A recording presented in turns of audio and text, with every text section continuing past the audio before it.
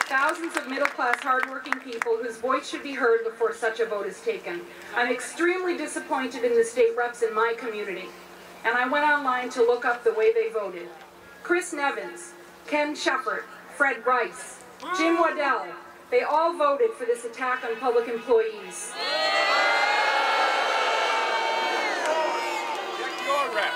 Check your reps. Kevin Sullivan was not present and did not vote. I would like to ask Mr. Sullivan why he ran for state rep if he wasn't going to show up to vote. And I want to say that the same holds true for every other representative that was absent. Please find a person to replace you who cares.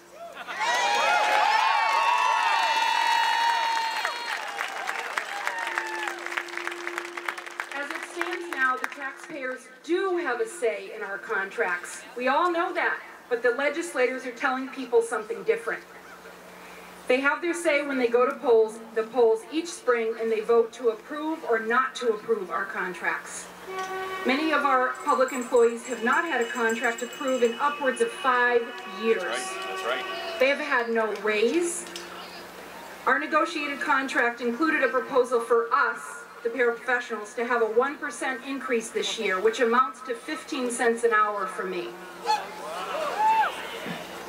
on my $17,000 a year salary for 35 hours a week. You go, girl. The taxpayers had their say, and they voted it down. As for ESPs, we aren't in this for the money. Most public employees could earn far more in the private sector. We do this because we love it. It's a career, not a job. We want to make a difference in the world and a difference in a child's life. That's it.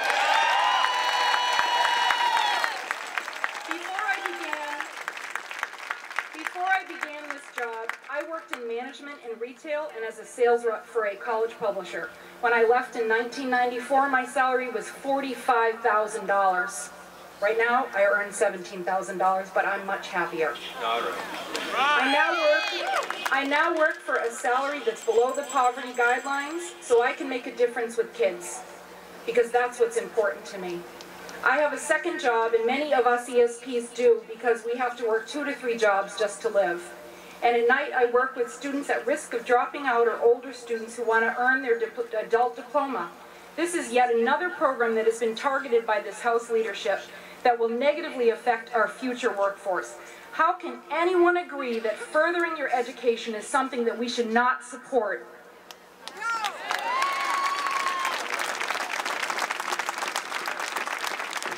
House Speaker Bill O'Brien promised to focus on creating jobs, not destroying them. He and his teams have done exactly the opposite, devaluing an educated workforce and stripping hardworking people like public employees of their voice will not help the economy. It will hurt it. It will hurt us. It will hurt our communities. Not only will there be many jobs lost, but all the fair and reasonable negotiated items that we fought for all these years will be lost. The public employees of New Hampshire understand that the state budget